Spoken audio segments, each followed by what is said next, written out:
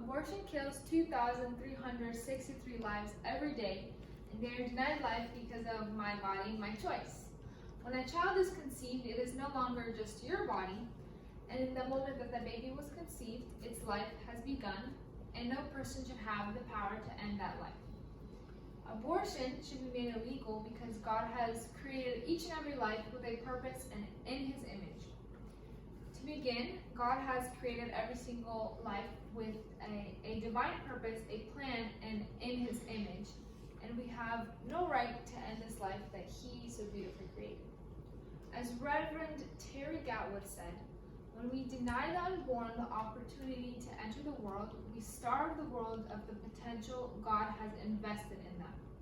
God has created everyone with a divine design and a purpose, and aborting a child is stopping the opportunity for them to do what they were created for. In Psalms 139:13, it says, "For you created my inmost being, you knit me together in my mother's womb. We were each individually created by God, knit in our mother's womb, created for a purpose. Why should we have the ability to end another life that God had created?" Moving on to my second point, life was created at conception. And the argument that many pro-choice people argue is that the life begins when the child is born. And if this were true, then what was the life the day before that child was born, or 5 minutes before the child was born? Was it not a life then?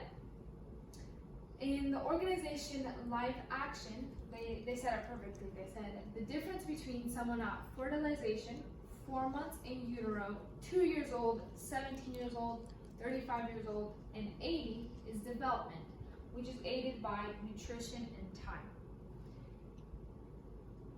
Life has to begin somewhere, because if it didn't, how would me and you be here today? As Jerome Lejeune, the father of modern genetics, stated, to accept the fact that after fertilization has taken place, a new human has come into being is no longer a matter of taste or opinion, it is plain experimental evidence. Each individual has a very neat beginning at conception, which is when all life begins. Going to my final point, abortion is killing innocent life. Abortion is the ending of the life of a pre-born baby. And pro-choice may argue that that is not murder because the baby is not born yet. But the child's life began at conception. There was a case in Texas where a man kneeled on his wife's stomach and killed their 5-week-old baby. And this man was sentenced to life in prison. So this man gets life in prison for killing his baby, but a woman can go to Planned Parenthood and end the life of her own child with absolutely no consequence. How is that even possible? But people will use your body, your choice, as a reason to make abortion okay. But in reality, your body doesn't have 2 heads, 4 hands, 4 feet, 2 heartbeats, and a different set of DNA. The child may rely on a mother's body for nutrition and a place to stay and grow for 9 months, but it is not their own body that they're on. So it should not dignify you you should not have the ability to end that baby's life. And in the view of a believer, God says in Exodus 20:13, plain and simple, you shall not murder, which is very self-explanatory, which is what abortion is.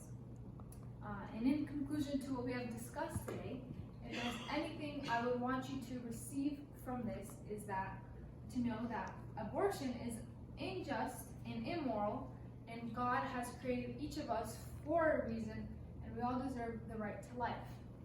And in the year of 2021, this year, abortion has ended the life of 38,910,000 human beings. How many more unborn children will lose their right to life before we make abortion illegal?